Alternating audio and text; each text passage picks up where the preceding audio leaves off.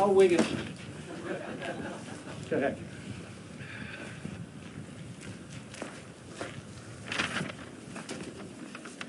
So I thought it might be fun for us to do this again. Bon matin. Every morning I've woken up as Prime Minister. I've been inspired by the resilience, the generosity, and the determination of Canadians. It is the driving force of every single day I have the privilege of serving in this office. That is why, since 2015, I've fought for this country, for you, to strengthen and grow the middle class. Why we rallied to support each other through the pandemic, to advance reconciliation, to defend free trade on this continent, to stand strong with Ukraine and our democracy, and to fight climate change and get our economy ready for the future. We are at a critical moment in the world. Mes chers Canadiens, à chaque matin, je me suis réveillé en tant que Premier ministre, inspiré par la résilience, la générosité et la détermination qui nous caractérisent si bien en tant que Canadiens. C'est ce qui me motive à chaque jour où j'ai le privilège de servir dans ce poste. C'est pourquoi, depuis 2015, je me suis battu pour ce pays, pour vous, pour renforcer la classe moyenne.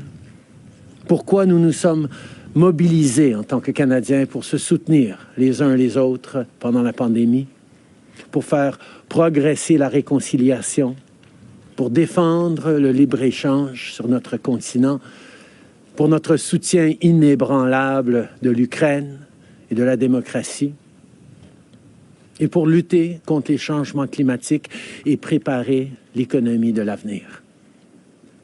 Nous traversons vraiment un moment critique dans le monde. My friends, as you all know, I'm a fighter. Every bone in my body has always told me to fight because I care deeply about Canadians, I care deeply about this country, and I will always be motivated by what is in the best interest of Canadians. And the fact is, despite best efforts to work through it, Parliament has been paralyzed for months after what has been the longest session of a minority parliament in Canadian history. That's why this morning I advised the Governor-General that we need a new session of Parliament. She has granted this request, and the House will now be prorogued until March 24th. Over the holidays, I've also had a chance to reflect and have had long talks with my family about our future. Throughout the course of my career, any success I have personally achieved has been because of their support and with their encouragement. So last night over dinner, I told my kids about the decision that I'm sharing with you today. I intend to resign as party leader, as Prime Minister, after the party selects its next leader through a robust, nationwide, competitive process. Last night, I asked the President of the Liberal Party to begin that process. This country deserves a real choice in the next election, and it has become clear to me that if I'm having to fight internal battles, I cannot be the best option in that election. Mes chers amis, comme vous savez, je suis un fighter. Dans mon fort intérieur, je me suis toujours battu parce que je me soucie profondément des Canadiens. Et je serai toujours motivé par ce qui est dans le meilleur intérêt des Canadiens. Et le fait est que malgré tous les efforts déployés pour passer à travers, le Parlement est paralysé depuis des mois, après ce qui a été la plus longue session d'un Parlement minoritaire dans l'histoire de notre pays. C'est pourquoi ce matin, j'ai rencontré la gouverneure générale pour lui faire savoir que nous avions besoin d'une nouvelle session du Parlement. Elle a accédé à ma demande et la Chambre sera donc prorogée jusqu'au 24 mars. Pendant le temps des fêtes, j'ai également eu l'occasion de réfléchir et d'avoir de longues conversations avec ma famille quant à notre avenir. Tout au long de ma carrière, tout le succès que j'ai eu personnellement est dû à leur soutien et à leurs encouragements. Donc hier soir, au souper, j'ai partagé avec mes enfants la décision que je partage avec vous tous aujourd'hui. J'ai l'intention de démissionner de mon poste de chef du Parti libéral du Canada et de premier ministre une fois que le parti aura choisi son prochain chef à l'issue d'un processus national, rigoureux et compétitif. Hier soir, j'ai demandé au président du parti de commencer les étapes nécessaires.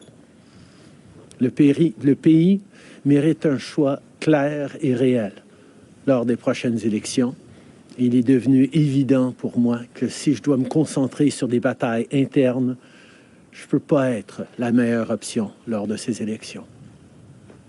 Le Parti libéral du Canada est une institution importante dans l'histoire de notre grand pays et de notre démocratie.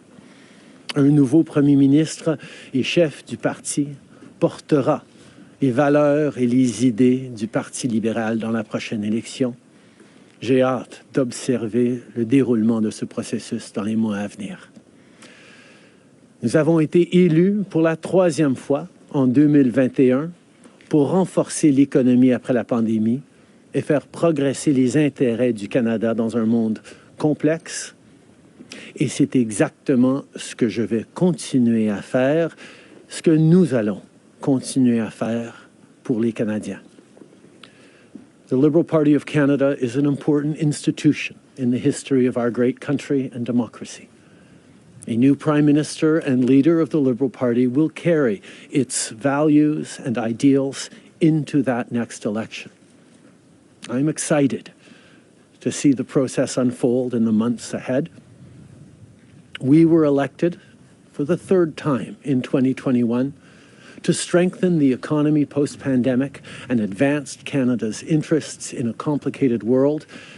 And that is exactly the job that I and we will continue to do for Canadians. Merci beaucoup, mes amis. Thank you, Prime Minister. We'll now go to questions, starting with Laurence Martin, Radio-Canada. Bonjour, Monsieur Trudeau. Vous vouliez le faire, ce combat contre Pierre Poilievre. Des batailles internes, il y en a dans votre parti depuis plusieurs mois déjà. Pourquoi est-ce que vous décidez d'abdiquer maintenant? Qu'est-ce qui vous a fait changer d'avis? Comme vous savez, je ne suis pas quelqu'un qui recule facilement devant un combat, surtout un combat si important pour le parti et pour le pays. Mais je fais ce job parce que l'intérêt des Canadiens et le bien-être de notre pays, de notre démocratie, me tient à cœur. Et c'est devenu clair que je ne peux pas être le chef dans les prochaines élections à cause des batailles internes. As you all know, I am a fighter, and I am not someone who backs away from a fight, particularly when a fight is as important as this one is. But I have always been driven by my love for Canada, by my desire to serve Canadians, and by what is in the best interest of Canadians.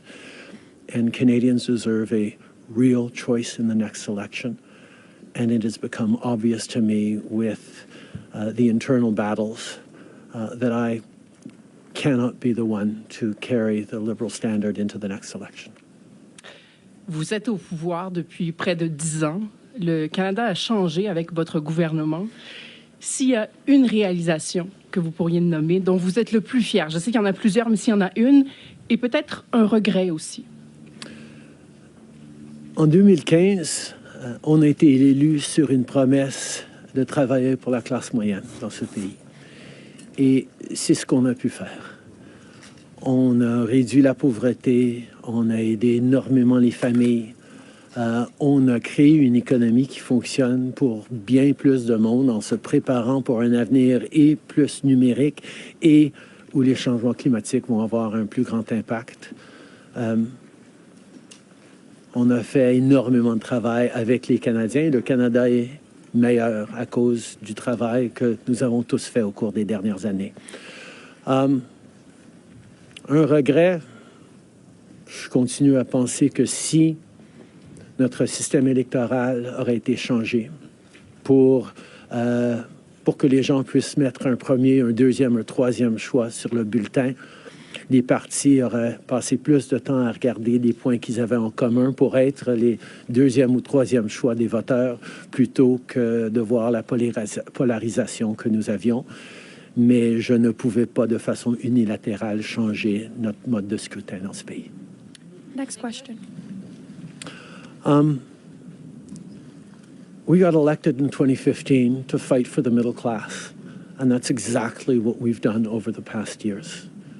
We reduced their taxes, we increased the benefits to families, we made sure the economy was focused on working for everyone and not just a few, and that has changed.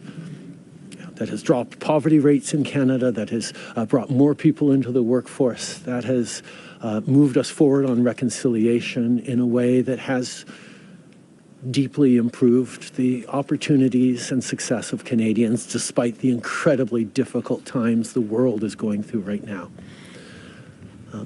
There's lots more work to be done, and I know that this party and this country and Canadians will keep doing it.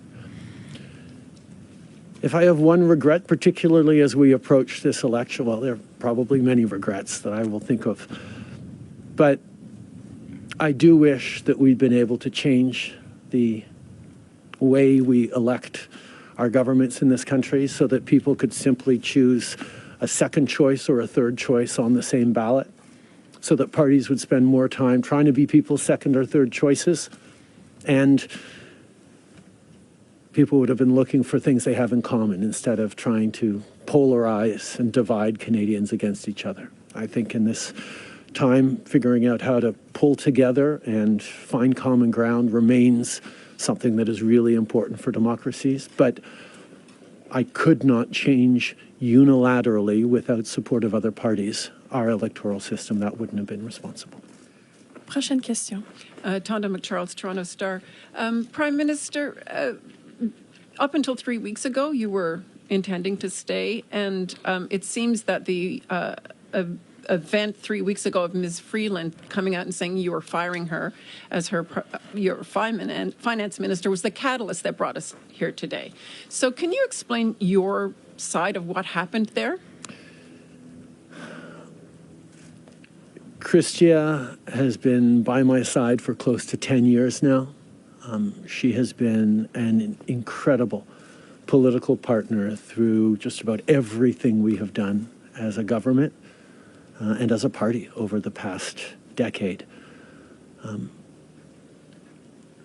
I had really hoped that she would agree to continue as my Deputy Prime Minister and take on one of the most important files that not just this government but this country is facing, but she chose otherwise.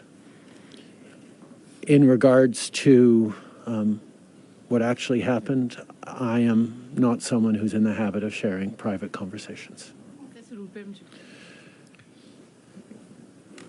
Chrystia a été depuis presque 10 ans maintenant à mes côtés en tant que partenaire politique essentiel à presque tout ce qu'on a réussi en tant que gouvernement, en tant que parti.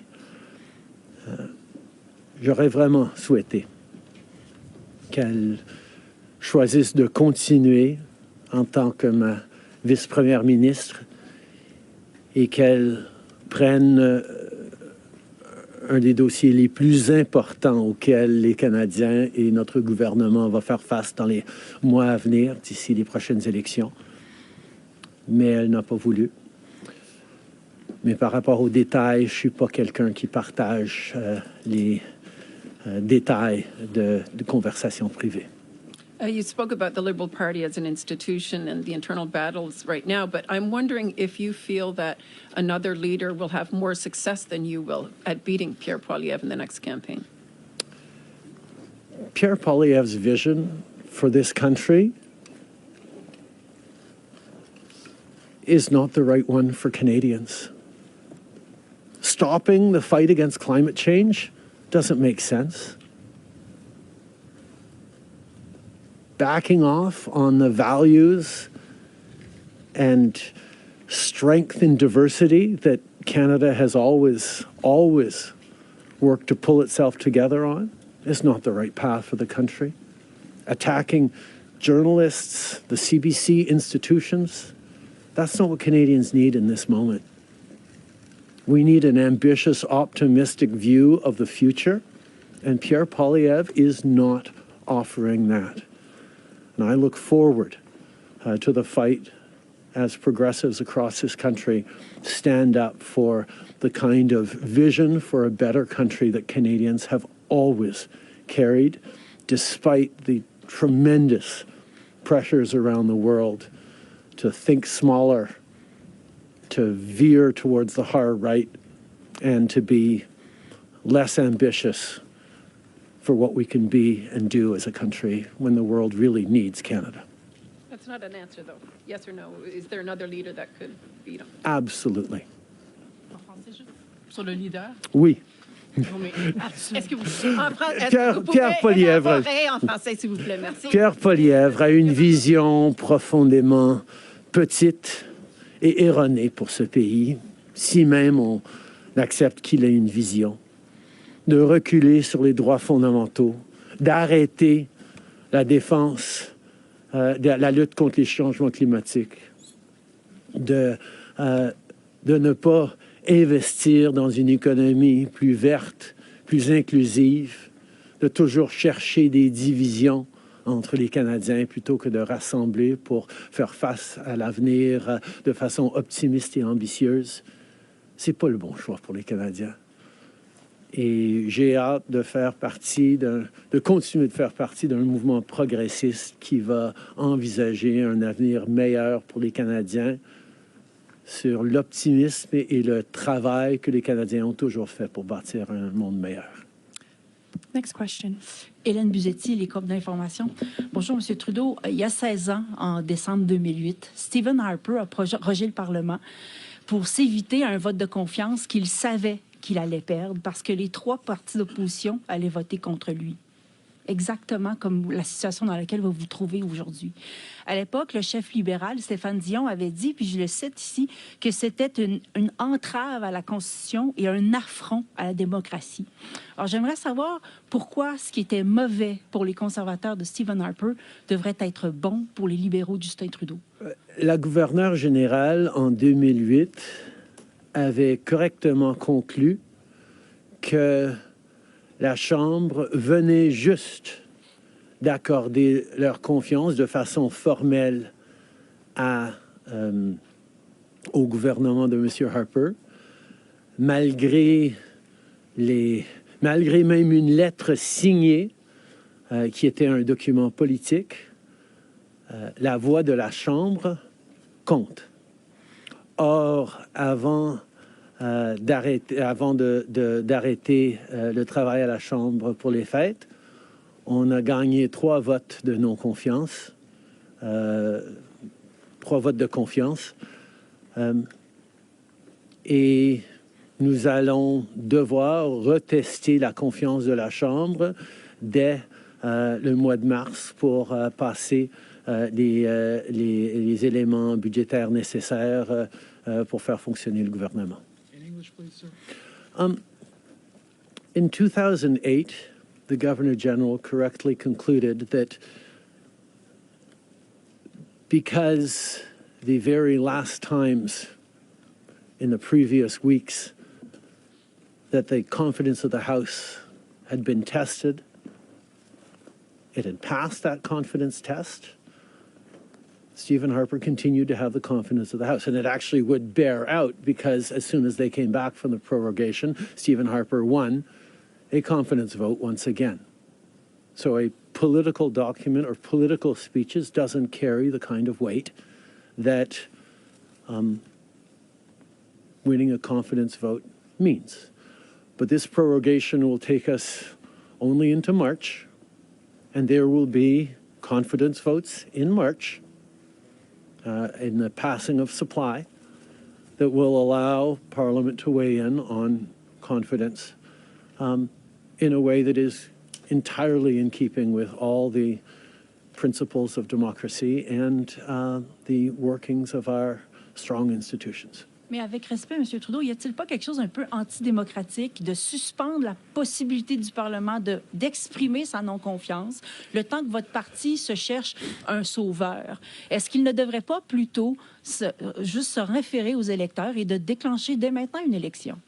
Hélène, je pense que tu as très clairement vu, comme tout le monde dans la galerie de presse parlementaire, à quel point le Parlement ne fonctionne plus depuis plusieurs mois.